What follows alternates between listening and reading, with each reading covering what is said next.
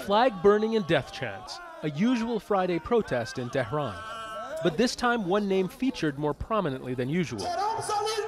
It would have seemed impossible, but attacking the Islamic Revolutionary Guard Corps, one of Iran's most important institutions, has made US President Donald Trump even more unpopular.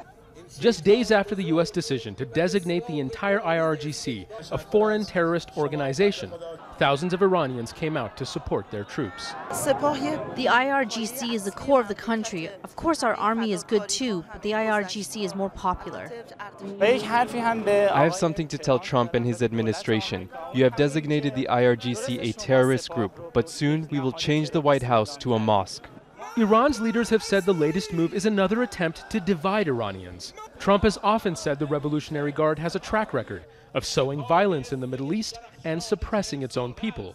But at stage-managed events like this, there are no counter-protests, no alternate narratives. The IRGC is far too strong to criticize openly.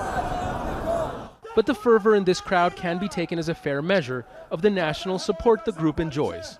The American decision to brand the organization as terrorist has, in Iran, by all accounts, been a public relations opportunity for the IRGC to rally their supporters in the country and to strengthen what was already a very powerful position in Iranian society. Tens of thousands of fighters, millions of volunteers, and a hold on Iran's industrial economy. Nearly every aspect of life is somehow influenced by the IRGC. Beyond Iran's borders, the Revolutionary Guard helped push ISIL out of Iraq and Syria, supports Hezbollah in Lebanon, and recruits, trains, and supports groups in Yemen, Pakistan, and Afghanistan. It's a major player in the region, one that America now considers a terrorist organization. Deciding to label the IRGC a terrorist group was stupid. Americans know they shot themselves in the foot. With this act, they've put the security of American forces all around the world, especially CENTCOM forces, at permanent risk. In a letter of protest to the United Nations, Iran's foreign minister condemned the Trump White House, accusing the U.S. of raising tensions to uncontrollable levels.